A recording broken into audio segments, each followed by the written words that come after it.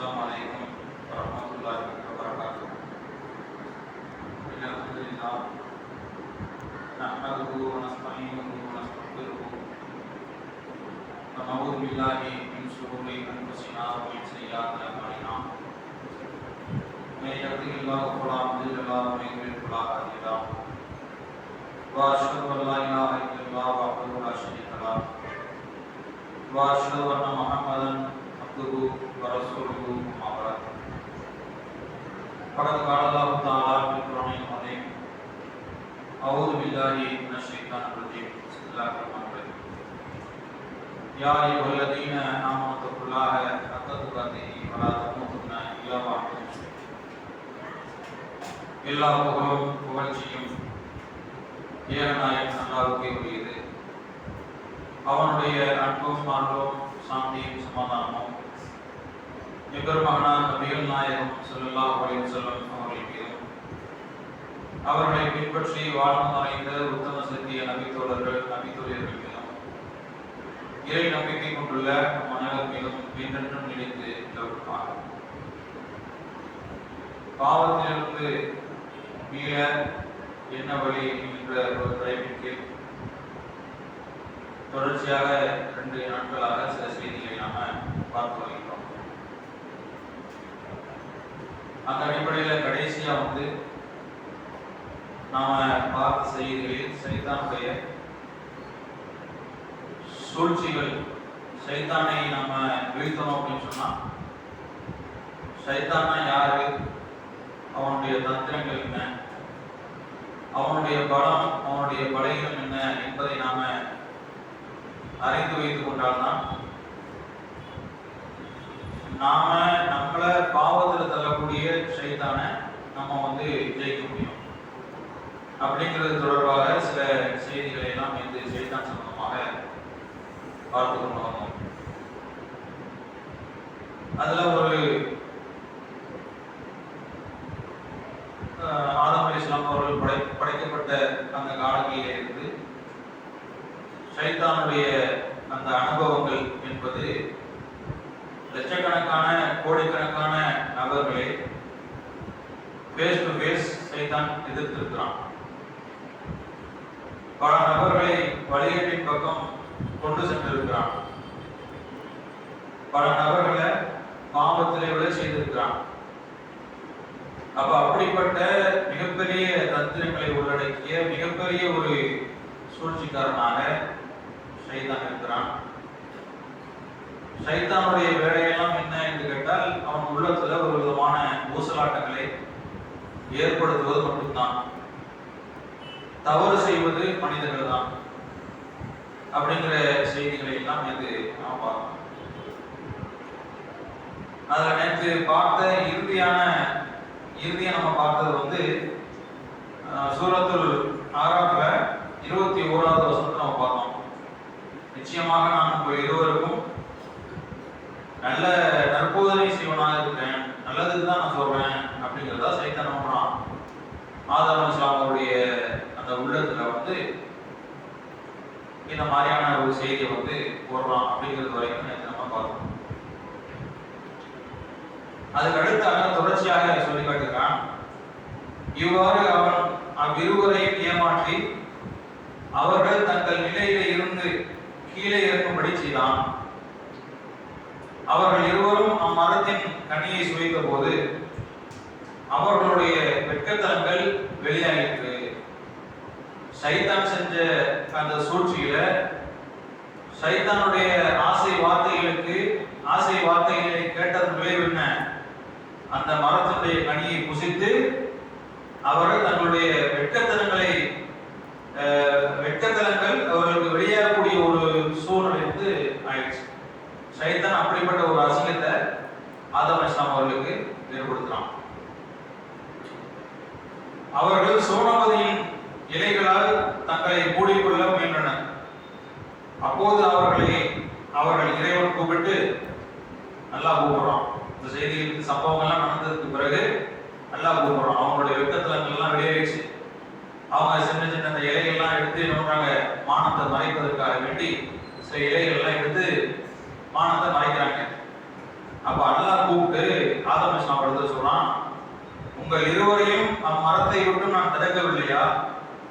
நிச்சயமாக சைத்தான் உங்களுக்கு பகிரங்கமான பகைவன் என்று நான் உங்களுக்கு சொல்லவில்லையா? அவன் சிரமணியை மறுக்கிறான். அப்ப அல்லாஹ்விடத்துல வாதிடுறான். இவ்வளவு விஷயங்கள்லாம் நடந்ததை ஆதம் அலைஹிஸ்ஸலாம் அவர்களும் மலக்குமார்களும் பார்க்கறாங்க. அப்ப அல்லாஹ் இந்த சைத்தான் குறித்து நீங்க எச்சரிக்கையா இருக்குங்க, விரட்டப்பட்ட சைத்தான் ஆயிடுறான், எல்லாத்தையும் சொல்லிட்டு இவனிடத்துல கொஞ்சம் எச்சரிக்கையா இருக்குன்னு சொல்லிட்டு அல்லாஹ் போறான். திரும்ப அந்த சைத்தான் தான் உள்ளத்துல ஊசலாட்டத்தை போட்டு வழியிடக்கூடிய காரியத்துல ஈடுபடுறான். அப்ப அல்லாஹ் தான் கேட்கிறான், இந்த சைத்தானை குறித்து நான் உங்களுக்கு எச்சரிக்கலையா? நீங்க உஷாரா இருக்க வேணாமா? சைத்தான் வழி எடுத்துருவானே அப்படிங்கிறத சொல்லிட்டு தான் நான் போனேன் அப்படின்னு சொல்லி அல்லாஹ் இந்த வசனத்தை சொல்லக்கூடிய காட்சி நாம பார்க்கணும். அதை தொடர்ந்து நல்லா சொல்லி காட்டினா, அதற்கு அவர்கள், எங்கள் இறைவனே, எங்களுக்கு நாங்களே தீங்கிழைத்துக் கொண்டோம், நீ எங்களை மன்னித்து கிருபை செய்யவிட்டால் நாங்கள் நஷ்டமடைந்தவர்களாக ஆகிவிடுவோம் அப்படின்னு சொல்லி யார் சொல்றாங்க? ஆதம் அலைஹிஸ்ஸலாம் அவர்கள் அல்லாஹ்விடத்துல துஆ செய்யக்கூடிய சம்பவத்தை சொல்றாங்க. அதுக்கு அடுத்து பாருங்க, அதுக்கு இறைவன், இதிலிருந்து நீங்கள் இறங்குங்கள். இந்த வசனம் ரொம்ப ஒரு இம்பார்ட்டன்டான வசனம். நமக்கு சைத்தான் எந்த அளவுக்கு எதிரி அப்படிங்கிறத இந்த ஒரு வசனம் நமக்கு சொல்லுது. அதற்கு அல்லாஹ் சொல்றான், நீங்கள் இங்கிருந்து இறங்குங்கள், உங்களில் ஒருவர் மற்றவருக்கு பகைவர்களாக இருக்கிறீர்கள், உங்களுக்கு பூமியில் தங்குமிடம் இருக்கிறது, அதில் ஒரு குறிப்பிட்ட காலம் வரை நீங்கள் சுகம் அனுபவத்திலும் உண்டு என்று இறைவன் கூறினான். அதுக்கு அடுத்த வசனத்துல சொல்றான், அங்கேயே நீங்கள் வாழ்ந்திருப்பீர்கள், அங்கேயே நீங்கள் மரணம் அடைவீர்கள், இறுதியாக நீங்கள் அங்கிருந்தே எழுப்பப்படுவீர்கள். இந்த ரெண்டு வசனத்தையும் என்ன சொல்றான்? இப்ப இந்த சம்பவங்கள்லாம் நடக்கலைன்னு சைத்தான் உள்ளத்துல ஊசலாட்டத்தை போடல, ஆதம் அலைஹிஸ்ஸலாம் அவர்கள் சொர்க்கத்துல தான் இருக்காங்க அப்படின்னா நாமெல்லாம் யாரு? நம்மளாம் யாரு? ஆதமுடைய சந்ததிகள். நம்மள எங்க இருக்க வேண்டிய ஆட்கள்? சொர்க்கத்தில் இருக்க வேண்டிய ஆட்கள். இங்க சிரமப்பட்டு தொழுது வணங்கி நோன்பு வச்சு மார்க்கம் சொல்லக்கூடிய எதுவுமே கிடையாது. சொர்க்கத்தில் இருக்க வேண்டிய நம்மை சைத்தானுடைய சில வார்த்தைகளின் மூலமாக அல்ல என்ன பண்ணணும்? பூமிக்கு அனுப்பிச்சு. ஆதமுடைய சந்ததிகள் பெருகியது பூமியில தான். அல்ல எப்படி சொல்லி வைக்கிறான்? சைத்தான் அல்லாஹ்விடத்துல வாக்குறுதி வாங்கியிருக்கிறான், எனக்கு கியாமத் நாள் வரைக்கும் எனக்கு அவகாசம் கொடு, நான் வழி எடுத்துருவேன் அப்படின்னு சொல்லி சபதத்தை வாங்கி அந்த சவாலை அல்லாஹ் என்ன பண்றான்? ஏற்றுக்கொண்டு விட்டு ஏற்றுக்கொண்ட சவால்ல முதல்ல வழி எடுக்கிறதையே ஆதம் சவால் தான். சைத்தானுடைய அந்த இனிப்பான அந்த பேச்சில் தோறப்பட்ட ஆதம் அலைஹிஸ்ஸலாம் அவர்கள் சொர்க்கத்தில இருந்து வெளியேற்றப்படுறாங்க. அப்ப எவ்வளவு பெரிய சைத்தான்! இந்த உலகத்துல நாம கஷ்டப்படுறது, தொழுகிறது, இது இந்த ரமலான் அல்லாத மாதங்கள்ல இந்த பள்ளிவாசல்ல இந்த மர்கஸ்ல இந்த நேரத்துல நம்ம உட்கார்ந்துருப்போமா? உட்கார்ந்துருக்கவே மாட்டோம். எதுக்கு நம்ம உட்காரணும்? சொர்க்கத்துக்கு போவோம். அந்த காரணத்தை தவிர வேற எந்த காரணமும் இருக்குதா? சொர்க்கத்துக்கு செல்ல வேண்டும் என்பதற்காகத்தான் இந்த 12 மணி 1 மணிக்கு நாம் இபாதத் செஞ்சுட்டு இருக்கோம். அப்ப இப்படிப்பட்ட ஒரு பகிரங்கமான எதிரிதான் சைத்தான் அப்படிங்கிறத நாம விளங்கும் பொழுதுதான் சைத்தானுடைய ஊசலாட்டங்கள் வருகின்ற பொழுது, மனதில் சைத்தான் குறித்த எண்ண ஓட்டங்கள் வருகின்ற பொழுது நாம் அவரிடத்தில் இருந்து தவிர்த்து இருப்பதற்கு இது மாதிரியான சம்பவங்களை எல்லாம் நம்ம அடிக்கடி நினைத்து பார்க்க வேண்டும். சைத்தான் நமக்கு எப்படிப்பட்ட பயம்! நம்ம சொர்க்கத்தில் இருக்கக்கூடிய நம்மை தூக்கி எல்லாம் உலகத்துல பெரிய சிரமத்துக்கு மத்தியில, கஷ்டத்துக்கு மத்தியில இப்படிப்பட்ட இப்படி ஒரு சூழ்நிலை அவன் உண்டாக்கிட்டானே. நல்லா பூமியில இங்க உனக்கு சில தங்குமிடங்கள் உண்டு, இங்கதான் நீங்க வாழ்வீங்க, இங்கதான் நீங்க மறைப்பீர்கள், அதுக்கப்புறம் நீ சொர்க்கத்துக்கு வரதால ஒண்ணு நீ உலகத்தினுடைய இந்த வாழ்நாள்ல எவ்வளவு நன்மை சம்பாதிச்சிருக்கிற அப்படிங்கிற விஷயத்தெல்லாம் கணக்கு பண்ணி அதுல நன்மையினுடைய தட்டு கணத்தால் மட்டும்தான் உனக்கு சொர்க்கம், பாவத்துடைய நடத்தி விட்டால் உனக்கு நரகம் அப்படிங்கிற ஒரு செக் பாயிண்ட அல்லாஹ் ரப்பல் ஆலமீன் வைக்கக்கூடிய காட்சி நாம பார்க்கிறோம். அதே மாதிரி ஷைத்தானுடைய அந்த செயல்கள்ல பாவம் செய்யக்கூடிய மனிதனுக்கு அந்த பாவத்தை வந்து சைத்தான் பண்ணுவான், அது அப்படியே ஒரு பியூட்டிஃபுல்லா காமிச்சிருவான். பாவம் செய்யறத நன்மையா அவன் காமிச்சிருவான். சைத்தானுடைய பியூட்டியா இருக்கான், பாவத்தை அழகாக காட்டுவது. அதனாலதான் பாவத்தை போய் விடுறான். பாவத்தை வெறுக்கும் ஒருவன் பாவத்தில் விடுவானா? பாவத்தை வெறுக்கும் ஒருவன் பாவத்தில் போய் விட மாட்டான். பாவத்தை நேசிக்கும் ஒருவன் அல்லது பாவத்தை விரும்பும் ஒருவன் தான் பாவத்தில் போய் விடுவான். அப்ப தொழுகாம எதுக்கு நீ போய் தொழுகிற, இன்னும் டைம் இருக்கு, அப்புறம் போய் தொழுதுக்கலாம் அப்படிங்கிற ஒரு சிந்தனையை சைத்தான் உள்ளத்தை ஏற்படுத்தலாம். அப்படி இல்லை அப்படின்னா தொழுகையினுடைய நேரத்துல தான் ஒண்ணுக்கு ஒரு 5 வருஷம் ஏற்றி விடுவோம். தொழுகை டைம் வந்துச்சுன்னு சொன்னா நம்ம சும்மா உட்காந்துருப்போம், அப்பதான் கஷ்டம் வர மாட்டாங்க. கரெக்டா பாங்க சொல்லுவாங்க, அல்லது தொழுகைக்கு ஒரு 2 நிமிஷம் முன்னாடி இருக்கும், அந்த சமயம் பார்த்து தான் கஷ்டம் நிறைய வருவாங்க. இப்ப நம்ம என்ன பண்ணுவோம், தொழுகை போறதா கஸ்டமர் பார்க்கறதா, காலையில இருந்து போனி கூட ஆகலையே, காலையில இருந்து போனியா ஆகல, சரி 4 கஸ்டமர் பார்த்து போயிடலாம் அப்படின்னு நினைக்கும் பொழுது அங்கே வக்து முடிஞ்சிருக்கு. அப்புறம் மனசுல என்ன வருது, வக்தே முடிஞ்சிச்சு, கடையை போட்டு வீட்டுக்கு போகும்போது சாப்பாட்டை எடுத்து போய் பண்ணிக்கலாம், தொழுதுக்கலாம் சொல்லி இந்த மாதிரியான ஒரு அசால்ட்ட, ஒரு பலகீனத்தை நமக்கு ஏற்படுத்துறாங்க இல்லையா? இப்ப ஷைத்தான் பாவத்தை அழகாக காட்டக்கூடிய வேலையை வந்து பண்ணக்கூடிய செய்தி நாம திருமறை குர்ஆன்ல நாம பார்க்கிறோம். அதான் திருமறை குர்ஆன்ல சொல்லி காட்டுறான், ஷைத்தானாகிய அவன் அவர்களுக்கு வாக்களிக்கிறான், அவர்களுக்கு வீணான எண்ணங்களையும் உண்டாக்குகிறான், மேலும் அந்த சைத்தான் ஏமாற்றத்தை தவிர வேறு எதையும் அவர்களுக்கு வாக்களிப்பதில்லை. சைத்தானுடைய வாக்குறுதி எல்லாமே ஏமாற்றம் தான். சைத்தான் எந்த ஒரு சிந்தனைகளை, எந்த ஒரு எண்ணங்களை நம்முடைய உள்ளத்துல போட்டாலும் அது ஏமாற்றத்தை தவிர வேறு எதுவும் கிடையாது அப்படின்னு சொல்லி நல்லா திருமறைக்கானல சொல்லக்கூடிய காட்சியை நம்ம பார்க்கணும். அதே மாதிரி நம்மிடமிருந்து அவர்களுக்கு வேதனை வந்த போது அவர்கள் பணிந்திருக்க வேண்டாமா? அல்ல கேட்கிறான்.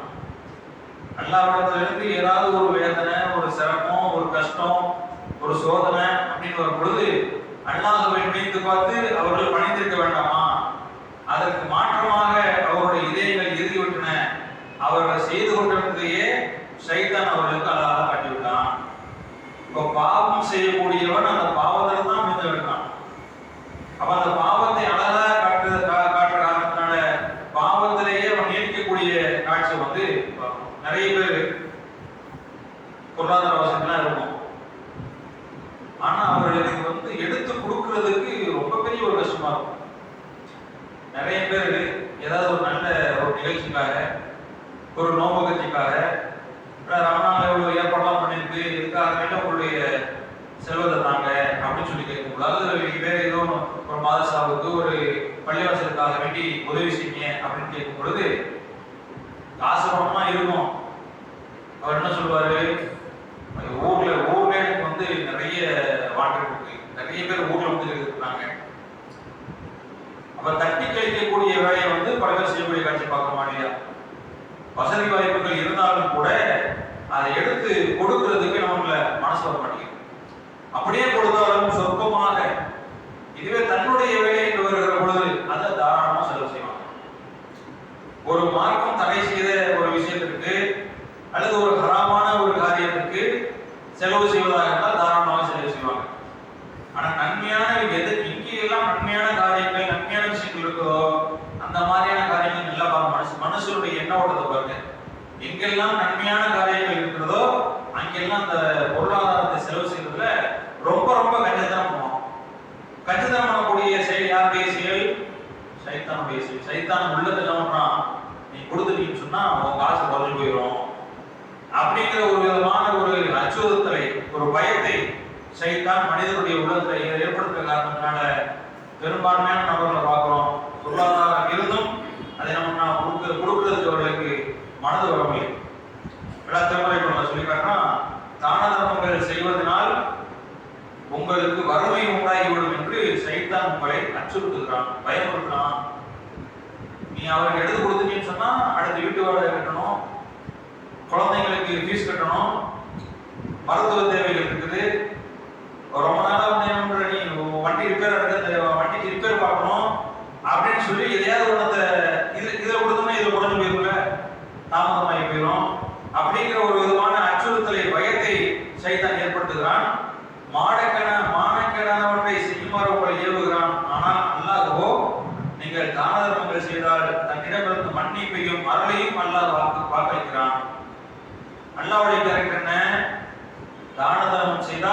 அல்லாஹ்வுடைய மன்னிப்பு உனக்கு இருக்குது, அல்லாஹ் அபிவிருத்தி செய்வான்.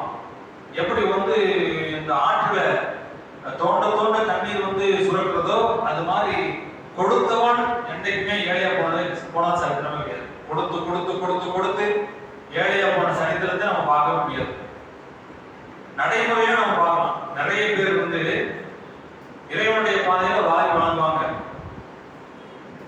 அவங்களுடைய பேக்ரவுண்ட்லாம் பார்க்கும்போது பெரிய அளவுக்குலாம் ஒன்றும் இருக்காது. ஆனால் ஒரு மகிழ்ச்சிகரமான ஒரு வாழ்க்கையில சந்தோஷமா இருக்கக்கூடிய காட்சியை பார்ப்போம். அந்த உள்ளத்துல எந்த விதமான ஒரு கசடுகளும் இல்லாமல் அல்லாஹ்வுடைய பாதையா அள்ளி தருகிறேன் அப்படின்னு சொல்லி அள்ளி கொடுக்கக்கூடிய வாழ்க்கையை போய் பாருங்க, சந்தோஷமா ஹாப்பியா இருப்பாங்க.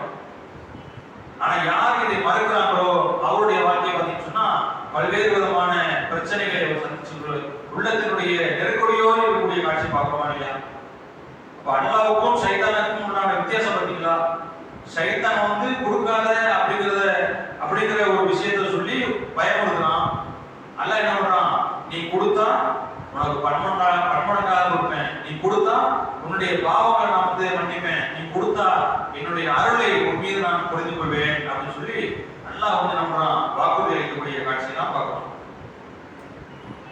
அதே மாதிரி அல்லாஹ் இன்னொரு இடத்துல சொல்லி காட்டும் பொழுது, சைத்தான் எப்பேற்பட்ட ஆளாக இருந்தாலும் எப்பேற்பட்ட தந்திரசாலியாக இருந்தாலும் அவனுடைய சூழ்ச்சிகள் எல்லாமே பலகீனமானதுதான். சைத்தானுடைய சூழ்ச்சி எல்லாமே பலகீனமானதுதான் அப்படின்னு சொல்லி அல்லாஹ் திருமறை குர்ஆன்ல சொல்லக்கூடிய காட்சியை பார்ப்போம். சில இடங்கள்ல சைத்தானுடைய அந்த ஊசலாட்டங்கள் வருகின்ற பொழுது நீங்கள் அல்லாஹ்வை நினைத்து பாருங்கள். அவனுடைய சைத்தானுடைய சூழ்ச்சி நம்ம எதுவுமே பண்ணாது. அந்த நேரத்துல நமக்கு இறையச்சமோ அல்லாஹ்வுடைய சிந்தனையோ வராத காரணத்தினால்தான் பெரும்பாலும் நம்ம தவறு செய்கிறோம். சைத்தான் ஒரு விதமான உள்ளத்திலே ஊசலாட்டத்தை ஏற்படுத்துகின்ற பொழுது அவுது பில்லாஹி மினஷ் ஷைத்தானின் இறைவா, இந்த சைத்தானுடைய சூழ்ச்சியிலிருந்து என்னை காத்துவிடு அப்படின்னு சொல்லி அந்த நேரங்களில் சைத்தானுடைய சிந்தனைகள் ஏற்படுகின்ற பொழுது ஒரு விதமான நமக்கு அந்த சைத்தானுடைய சூழ்ச்சியிலிருந்து தப்பிக்கக்கூடிய ஒரு வாய்ப்பு நமக்கு கிடைக்கிறது. ஆனால் அந்த எண்ணங்கள் சைத்தானுடைய சிந்தனையில் ஏற்படுகின்ற பொழுது நாம் இறைவனை நினைத்து பார்க்கவில்லை என்று சொன்னால் அந்த பாவத்துல ஈடுபடக்கூடிய காட்சி பார்ப்போம். உள்ளத்துல கொஞ்சமாவது இறையச்சம் இருக்கக்கூடிய ஆட்கள் என்ன பண்ணுவாங்க? அல்லாஹ்வை நினைத்து பார்ப்பார்கள். சைத்தானுடைய அந்த எண்ணங்கள் வருகின்ற பொழுது அல்லாஹ்வை நினைத்து பார்ப்பார்கள். அந்த சூழ்ச்சி அவர்களுக்கு எதுவுமே செய்யாது. சைத்தானுடைய சூழ்ச்சிகள் எல்லாம் பலகீனமானது அப்படின்னு சொல்லி அல்லாஹ் தன் திருமறை குர்ஆன்ல சொல்லக்கூடிய காட்சி நாம பார்ப்போம். இவ்வளவு உலகத்துல வாழ்கின்ற பொழுது எவ்வளவு ஏராளமான பல பாவங்களை செய்த மனிதன் நாளை மறுமையிலே இருக்கின்ற பொழுது சைத்தானுக்கும் மனிதனுக்கும் இடையேயான ஒரு உரையாடலை பற்றி அல்லாஹ் திருமறை குர்ஆன்ல சொல்லக்கூடிய காட்சி பார்க்கிறோம். சைத்தானுக்கும் மனிதனுக்கும் இடையேயான உரையாடல். உலகத்துல ஒருத்தன் தப்பு செஞ்சுட்டான், பாவம் செஞ்சுட்டான். அந்த பாவம் செய்த மனிதன் நாளை மறுமையிலே அல்லாஹ்வுக்கு முன்னாடி ரெண்டு பேரும் வாதிட்டுக் கொள்வார்கள். அந்த வாதத்தை அல்லாஹ் ரப்பல் ஆலமீன் திருமறை குர்ஆன்ல 14வது அத்தியாயம் 22வது வசனத்துல சொல்லி காட்டுறான். இந்த வசனத்தை படிக்க முடியுமா? 14வது அத்தியாயம் 22வது வசனம். 14:22.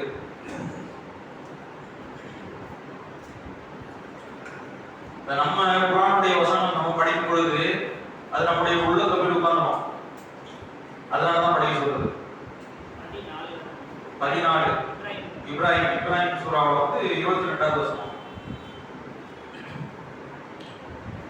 மறுமை இவர்கள் பற்றி தீர்ப்பு கூறப்பட்டதும் சைத்தான் இவர்களை நோக்கி, நிச்சயமாக அல்லாஹ் உங்களுக்கு உண்மையான வாக்குறுதியை வாக்களித்திருந்தான், நானும் உங்களுக்கு வாக்களித்திருந்தேன். ஆனால் நான் உங்களுக்கு கொடுத்த வாக்குறுதியை மாறு செய்துவிட்டேன்.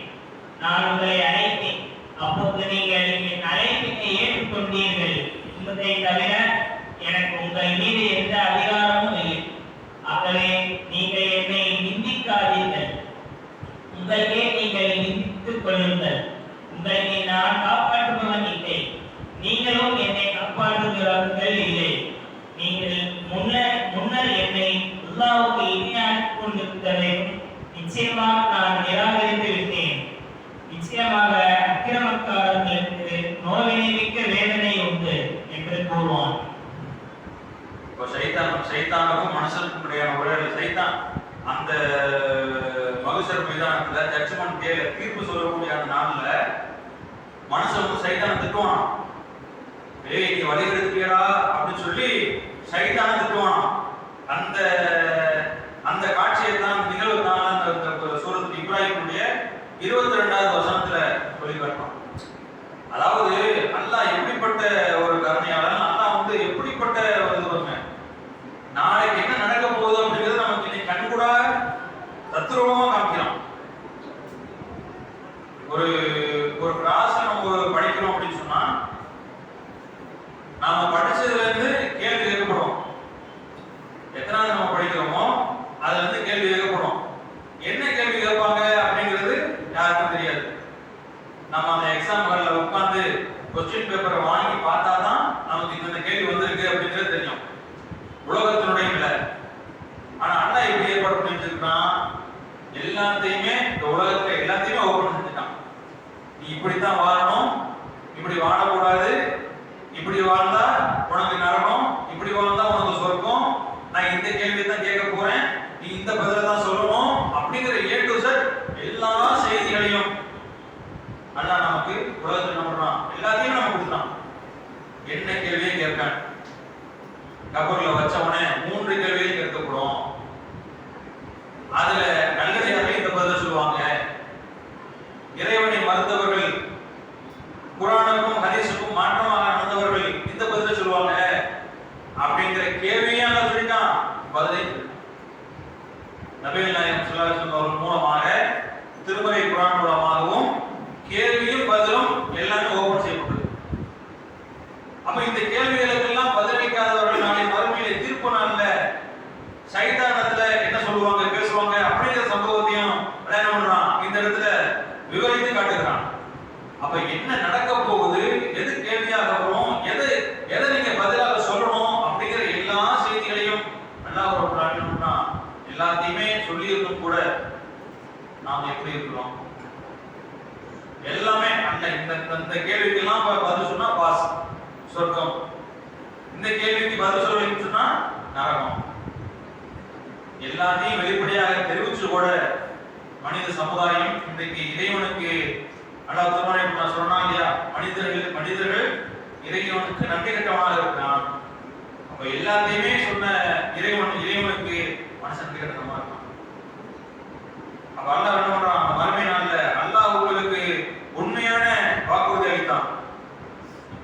நானும் உங்களுக்கு வாக்குறுதி அளித்து உங்களிடம் வாக்கு மீறிவிட்டேன்.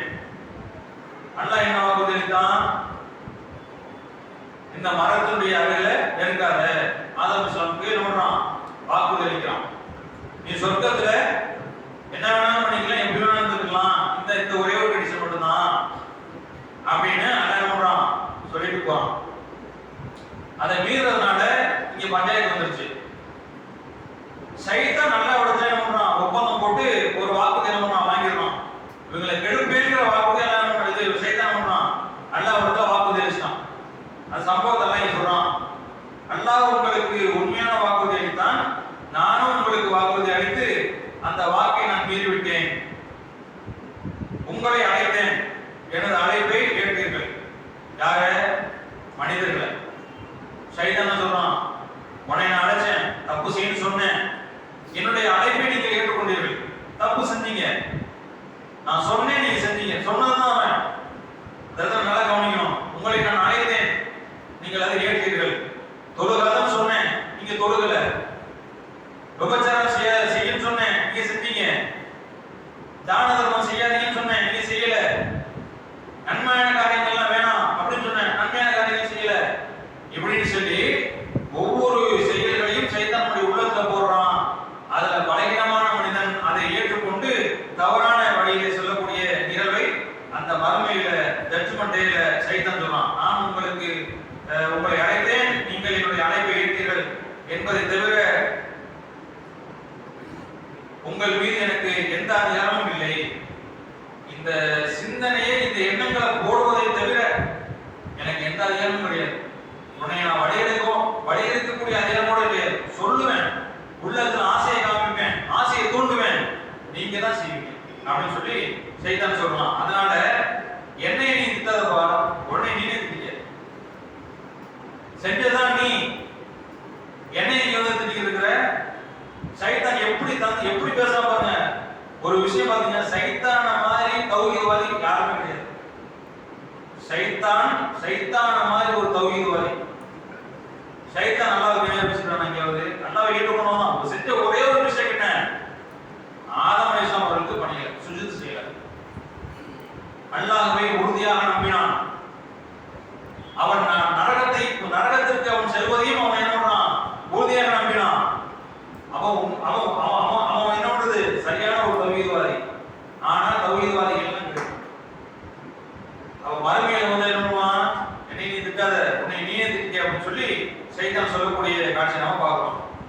நான் உங்களை காப்பாற்றுபவனும் அல்ல, நீங்கள் என்னை நான் உன்னையும் காப்பாற்ற முடியாது, நீ என்னையும் காப்பாற்ற முடியாது. யாரெல்லாம் பாவம் செய்து விட்டு நாளை மறுமையில ஜட்ஜ்மெண்ட் டேல வராங்களோ அவர்கள் சைத்தானை காப்பாற்ற முடியுமா? அவரவர் செய்தது அவரவர்.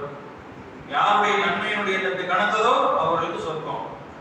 இப்ப ரெண்டு பேரும் போட்டி போட்டு சண்டை போட்டுக்கிருந்தா யாருக்கு நஷ்டம்? ரெண்டு பேருக்குமே நஷ்டம் தான்.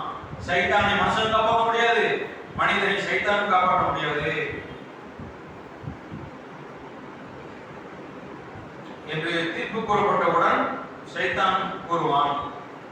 அப்ப அந்த மாதிரி அல்லாஹ் வந்து தீர்ப்பு கூறப்பட்ட இந்த மாதிரியான உரையாடல்கள் நடக்கும் அப்படிங்கிறத சைத்தான் சொல்லுவோம் அப்படிங்கிறத அல்லாஹ் என்ன பண்றான், திருமறை குர்ஆன்ல சொல்லக்கூடிய காட்சியெல்லாம் நம்ம பார்க்கிறோம். அப்ப சைத்தானிடத்துல இருந்து, சைத்தானுடைய சூழ்ச்சிகள் இருந்து, சைத்தானுடைய சிந்தனைகள் எண்ணோட்டங்கள் இருந்து நாம் விழித்து கொண்டால் பாவத்திலிருந்து மீளலாம். அது ஒரு வழி. சைத்தானுடைய சூழ்ச்சியில் இருந்து நாம் மீறுகின்ற பொழுது பாவம் செய்யாமல் நம்மை நாம் தக்கத்துக் கொள்ள வேண்டாம். உலகத்தினுடைய பெரும்பான்மையான ஒட்டுமொத்த பாவத்தையும் தூண்டக்கூடியது மட்டும்தான், செய்யக்கூடியது இல்லை, தூண்டக்கூடியது சைத்தானுடைய சில ஆசை வார்த்தைகள். அந்த ஆசை வார்த்தைகளுக்கு கட்டுப்பட்ட ஒரு முஸ்லிம் என்ன பண்றான், பாவத்தில் விழுந்து விடுகிறான். அந்த மாதிரியான சைத்தானுடைய எண்ணங்கள் ஏற்படுகின்ற பொழுது அவுது பில்லாஹி மினஷ் ஷைத்தானின் விரட்டப்பட்ட சைத்தானிடத்தில் இருந்து இறைவா நீ என்னை காத்து விடு, என்னை பாவத்தை செஞ்ச வைக்காத அப்படிங்கிற சிந்தனை வருகின்ற பொழுது கண்டிப்பாக அந்த செயல்களிலே இருந்து நாம் என்ன மீண்டு விடலாம் அப்படிங்கிறது ஒரு வழி. அடுத்து பாவத்தில் நம்மை தள்ளக்கூடிய விஷயங்கள்ல உலகத்தினுடைய அந்த ஆசைகள், உலகத்தினுடைய ஆசைகளின் காரணத்தினால உலகத்திலே எத்தனையோ பல விஷயங்களை பார்க்கிறோம். அந்த விஷயங்களை அடைவதற்காக வேண்டி மனிதன் தவறான ஒரு பாதையை நோக்கி செல்லக்கூடிய காட்சியை பார்க்கிறோம். உலகத்தினுடைய இன்பங்கள் மனிதனை மயக்குகிறது. அந்த மயக்கத்தின் காரணத்தினால் அவன் தவறிலே போய் பாவத்திலே போய் அதில் நல்லது இருக்கு அப்படிங்கிறதுனால அப்ப விடக்கூடிய காட்சியை பார்க்கிறோம். இப்போ உலகத்தை பற்றி திருமறை குர்ஆனும் நபிகள் நாயகம் ஸல்லல்லாஹு அலைஹி வஸல்லம் என்ன சொன்னாங்க, இந்த உலகம் நாம் வாழக்கூடிய உலகம் என்பதை பற்றி அழகான பல செய்திகளை திருமறை குர்ஆனும் ஹதீஸும் நமக்கு சொல்லுது. அதுல குறிப்பிட்ட ஒரு சில விஷயங்களை மட்டும் பார்ப்போம். இந்த உலகத்தை பற்றி அல்லாஹ் சொல்லக்கூடிய செய்தி.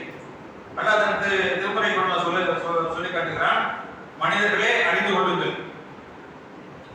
மனிதர்களை எல்லாம் அழைத்து அல்லாஹ் சொல்லி காட்டுகிறான், அறிந்து கொள்ளுங்கள், நிச்சயமாக இவ்வுலக வாழ்க்கையெல்லாம் வீணும் விளையாட்டும் அலங்காரமும் உங்களுக்கு மத்தியில் பெருமை எடுத்துக் கொள்வதும் செல்வங்களையும் பிள்ளைகளையும் அதிகப்படுத்திக் கொள்வதும் தான். இந்த உலக வாழ்க்கை எப்படிங்க, ஒரு அலங்காரம். இந்த அலங்காரத்துல பல்வேறு விதமான விஷயங்கள் இருக்கும். அதை பார்த்து நீங்க ஏமாந்துடாதீங்க. உங்களுக்கு மத்தியில வீணான சண்டை கேட்டுக் கொள்ளாதீங்க எல்லாம் சொல்றான். வீணும் அலங்காரமும் உங்களுக்கு மத்தியில் பெருமை எடுத்துக் கொள்வதும் தான் இந்த உலக வாழ்க்கை. சமுதாயத்தில் எத்தனையோ பல விஷயங்களை பார்க்கணுமா இல்லையா? ஒரு வணக்க வழிபாடுகள் கூட ஒரு பெருமை. எத்தனை நம்ப வச்ச 15 நம்பா, அதுக்கு மேல வைக்க முடியலையா? ஆனா 30 நம்ப வச்சு நம்பா. அதுல நோம்பு வைக்கிறதுல ஒரு பெருமை. நம்ம பெருமை என்று சொன்னாலும் அடுத்தவன் சொல்லக்கூடிய செய்திகளை கேட்கின்ற பொழுது நமக்கு என்ன ஒரு விதமான பெருமை வரக்கூடிய காட்சி. சாதாரண விஷயங்கள கூட பெருமை. நீ குர்பானி கொடுத்தீங்களா? இந்த வருஷம் குர்பானி கொடுத்தீங்களா? இல்ல, போன வருஷம் கொடுத்தேன், இந்த வருஷம் குர்பானி கொடுத்து பணக்கெல்லாம் வராது. நம்மனா அப்படியா? நம்ம வட்டிக்கு வாங்கியாவது நம்ம குர்பானி கொடுத்துருவோம்.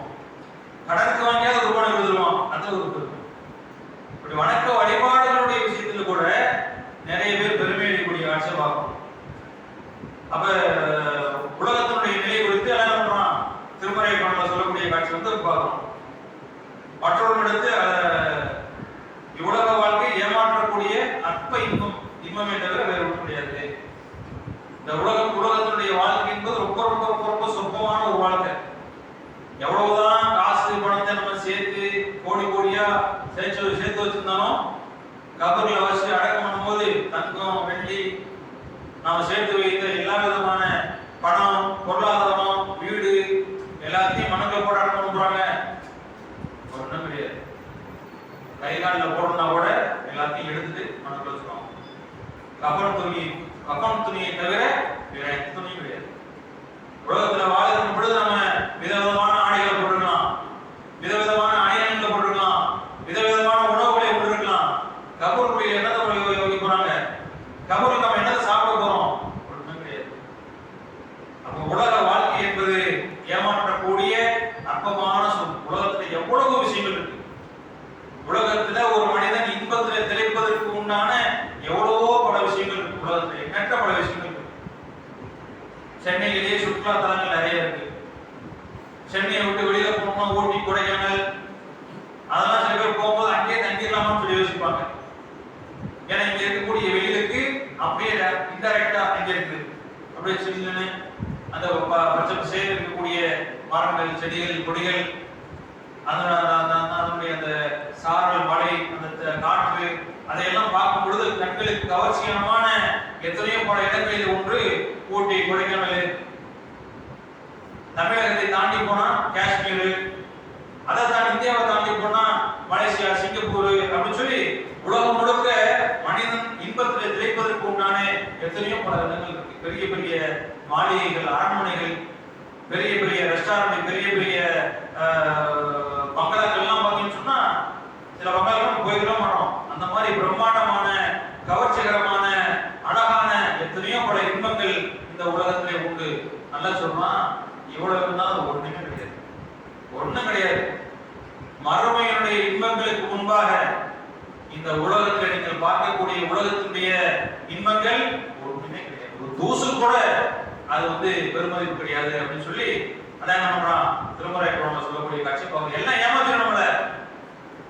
நல்ல காசு பணத்தை வெளிநாட்டுல போய் சொல்றாங்க. வெளிநாட்டுல போய் கஷ்டப்பட்டு சம்பாதிக்கிறாங்க. 5 வருஷம் 10 வருஷம் சம்பாதிச்சு ஒரு வீட்டை கட்டுறாங்க. 50 லட்சம் 60 லட்சத்துக்கு செலவு பண்ணி ஒரு வீட்டை கட்டுறாங்க. அந்த வீடு நிலையானதா? திடீர்னு ஒரு கோபம் வந்தா 50 லட்சம் 1 கோடி செலவு பண்ணி கட்டின வீடு இடிஞ்சு தரமட்டமா போயிருக்கு. அல்லது அந்த வீட்டுல நிரந்தரமா நாம வாழ போறோமா? இன்னைக்கெல்லாம் மவுத்து வந்து பொட்டு எல்லாம் போயிட்டே இருக்கிறாங்க, கட்டிக்கிட்டே இருக்கிறாங்க. நமக்கு என்னைக்கு தெரியல. இன்னைக்கு உயிரோடு இருப்பவர்கள் நாளைக்கு உயிரோடு இருப்போமா அப்படிங்கிறது ஒரு கேள்விக்குறியான ஒரு காலகட்டத்தில் நம்ம வாழ்ந்து இருக்கிறோம். அப்படிங்கும் போது இந்த உலகத்தில் நம்ம எவ்வளவுதான் சொத்து பத்துக்கள் சேமித்து வைத்தாலும் இது நிரந்தரமா என்று கேட்டால் அது நிரந்தரம் கிடையாது.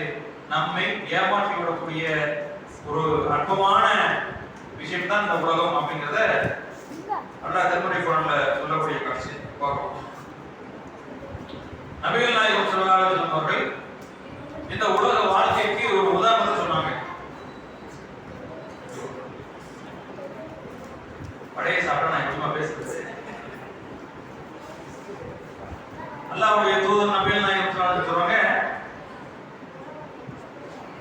ஒரு முறை கடைத்தெருவுக்கு சஹாபாக்களோட நம்புறாங்க ரசூலுல்லாஹ் போறாங்க. இப்படி போய்கிட்டே இருக்கும்போது ஒரு செத்து போன ஆடு இருக்கு. செத்து போன ஆடு. அந்த ஆட்டினுடைய காதுல ஒரு கீரல், அடையாளத்துக்கு இப்படி போட்டிருப்பாங்க, கீரல் போட்டிருப்பாங்க. காது அறுபட்ட ஆடு. நம்ம வாழக்கூடிய காலத்துல அப்படிதான் அந்த காதுல மாட்டுக்கு தோடு மாட்டி விடுறாங்க. சில மாட்டுடைய காதை அறுத்து விடுறாங்க. ஐயா ரசூலுல்லாஹ் காலத்துக்கு போய்கிட்டு இருக்கிறாங்க. ஒரு செத்து போன ஆடு கிடக்கு. அந்த ஆடு வந்து அறுபட்டு கிடக்கு. பொதுவாகவே வந்து இந்த அறுபட்ட நொண்டி நொடம் அப்படிங்கிற அந்த ஆடு மாடுகள் எல்லாம் என்ன பண்றாங்க, அந்த காலத்துல ரசூலுல்லாஹ்வுடைய காலகட்டத்துல வாங்க மாட்டாங்க. அப்படியே வாங்கினாலும் கூட ரொம்ப மட்டமான ஒரு இடத்துல வாங்குவாங்க. அப்ப ரசூலுல்லாஹ் தன்னுடைய சஹாபாக்களோடு போகும்பொழுது ஒரு ஆடு கால்நடை கிடக்கு, அதுவும் காது அறுபட்டு கிடக்கு. அப்ப அப்ப அந்த ஆட்டை வந்து பார்த்து மக்கள் வந்து ரசூலை கேட்கிறாங்க.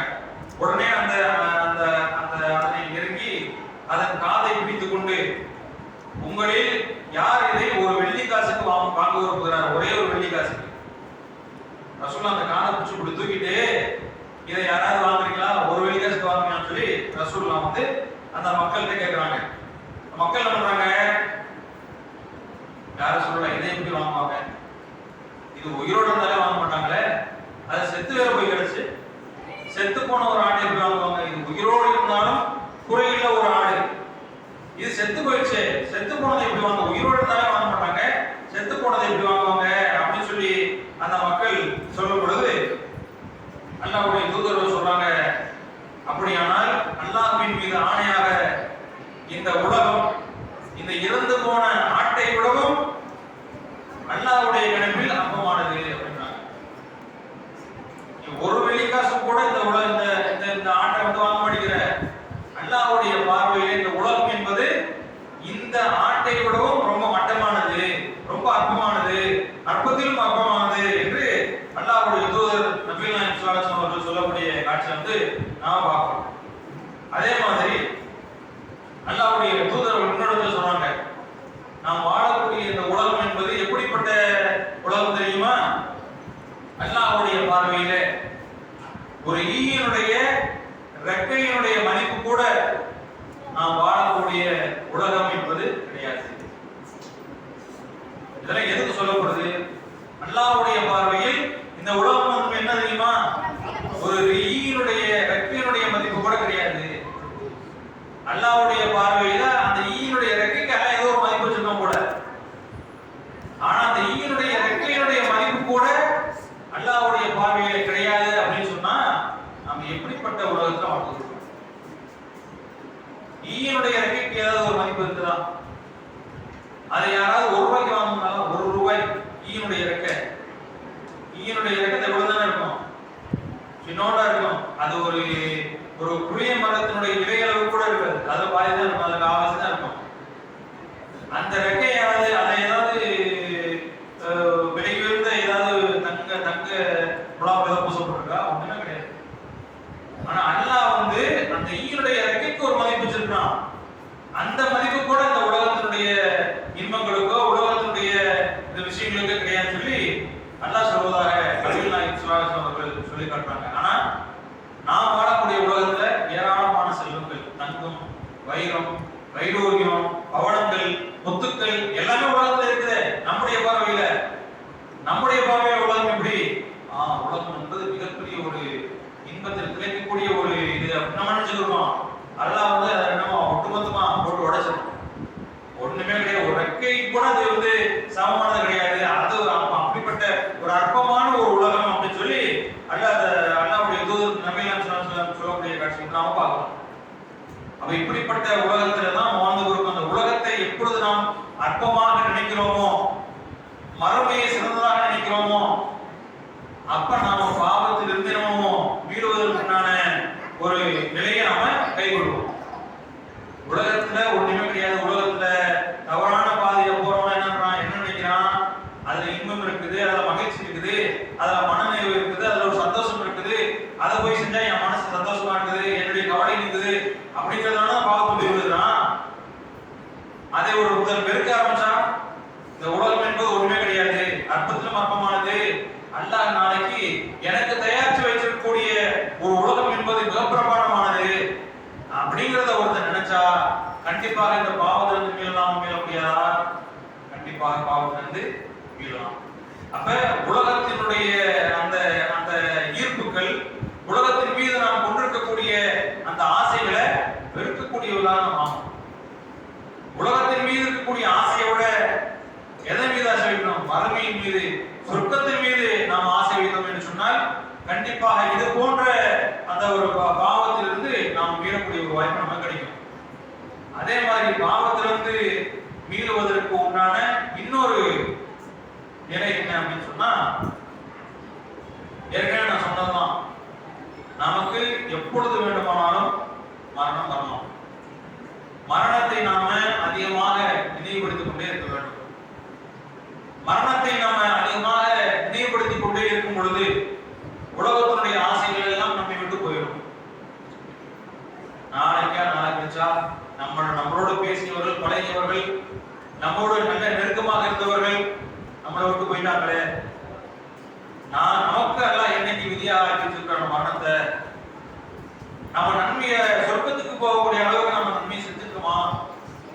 இப்படி எல்லாம் மரணத்தை குறித்து, மௌத்தை குறித்து யார் யோசிக்கிறோமோ கண்டிப்பாக அப்படி யோசிக்கும் பொழுது அந்த பாவத்தினுடைய நிலைகளிலே இருந்து நாம தப்பிக்கலாம். திடீர்னு இப்ப பாவம் வந்துருச்சுன்னு சொன்னா அல்லாஹ் நான் எப்படி எடுத்து பார்ப்பேன், நம்ம யோசிக்கணும். பாவத்துல விழுகாமல் இருப்பதற்கு மரணம் ஒரு காரணம், மரணம் ஒரு வழி. மரணத்தை அதிகமாக யோசிக்கின்ற பொழுது எதுக்கு நபிகள் நாயகம் ஸல்லல்லாஹு அலைஹி வஸல்லம் சொன்னாங்க, மன்னர்கள் நீங்க அதிகமா போய் சந்திங்க, பக்கத்திலேயே நிறைய அடக்கத்தலங்கள், கபர்தான் நிறைய இருக்கு. நம்ம என்னைக்காவது பாக்குறோமா? ஏதாவது நம்ம ஏரியாவில் ஏதாவது ஒரு ஜனாசா மட்டும்தான் கபர்தானுக்கு போறோம். அதான யதார்த்தமான உண்மை. அக்கம் பக்கத்துல யாராவது ஜனாசா சொன்னா அந்த அதை கூட சில பேர் என்ன பண்றாங்க, புறக்கணிக்கிறாங்க. ஜனாசா தொழுவுறது சரி, கபர்ல போய் அடக்கம் பண்றது வரைக்கும் அதுக்கெல்லாம் எனக்கு டைம் இல்லை பாய், எனக்கு பிசினஸ் லாஸ் ஆயிரும், எனக்கு பல லட்சம் அதுல போயிடும் அப்படின்னு சொல்லி அந்த அடக்கம் செய்து விட்டு வரக்கூடிய நேரங்கள் கூட ஒதுக்குவதற்கு தயாராக. சரி, சும்மா இருக்கும்போது, ஃப்ரீயா இருக்கும்போது எவ்வளவோ நேரங்கள், காலங்கள், வீணான காரியங்கள் செலவழிக்கிறோம். ஃப்ரீயா இருக்கிற இடத்துல கபர்ஸ்தான் போய் பார்க்கலாமே, என்னைக்கா போயிருக்குமா? அங்க போய் பாருங்க, உண்மையிலே ஒரு மனமாற்றம் இருக்கும். கபர்களை சந்தித்து நாம் பார்க்கின்ற பொழுது நமக்குள் உண்மையிலேயே மற்ற நேரங்களில் எப்படியோ அந்த கபர்ஸ்தான்ல போய் நிற்கும் போது நமக்கு ஒரு விதமான மாற்றம் இருக்கும். அது 5 நிமிஷமோ 10 நிமிஷமோ, அந்த 10 நிமிஷம் நம்முடைய உள்ளத்துல ஒரு விதமான ஆறுதல், அமைதி நமக்கு கிடைக்கும். அப்புறம் பார்க்கிறோம், ஒவ்வொன்றும் ஒவ்வொரு விதத்துல, ஒவ்வொரு சைஸ்ல எத்தனையோ பேரை பார்க்கிறோம். எத்தனையோ ஆயிரக்கணக்கான கபர்கள் நடக்கம் செய்யப்பட்டிருக்கு. எத்தனை ஏழை இருப்பான், எத்தனை பணக்காரன் இருப்பான், எத்தனை திமிர் பிடிச்சவன் இருப்பான், எத்தனை ரவுடி இருப்பான், எத்தனை நல்லவன் இருப்பான், எத்தனை நோயாளி இருப்பான், எவ்வளவு ஆரோக்கியசாலி இருப்பான். ஜிம்முக்கு போனவன், நோஞ்சான், நொண்டி, நொடம், நல்லா இருக்கிறவன், வசதி படைத்தவன், இப்படி எல்லாரும் வரக்கூடிய ஒரே இடம் இது கபர்ஸ்தான்.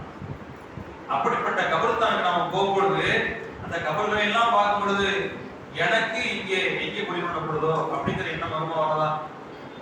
ஒவ்வொரு கபர்லையும் போய் ஜனாசாக்களுடைய உரைகளிலே பங்கெடுக்கும் பொழுது அங்கே ஆற்றப்படக்கூடிய உரை என்ன, இன்னைக்கு ஒரு போயிட்டாரு, அடுத்து நம்ம தான், நமக்கு எல்லாம் என்னைக்கு விதியாக ஆக்கி வச்சிருக்கான்னு தெரியல அப்படின்னு சொல்லி ஒவ்வொரு உரைகளிலுமே பேசப்படுது.